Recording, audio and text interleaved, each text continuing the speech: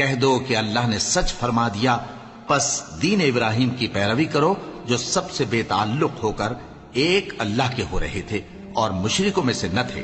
سب سے پہلا گھر جو لوگوں کی عبادت کرنے کے لیے مقرر کیا گیا تھا وہی ہے جو مکے میں ہے، بابرکت اور جہان والوں کے لیے موجب ہدایت۔ اس میں کھلی ہوئی نشانیاں ہیں، جن میں سے ایک ابراہیم کے کھڑے ہونے کی جگہ ہے۔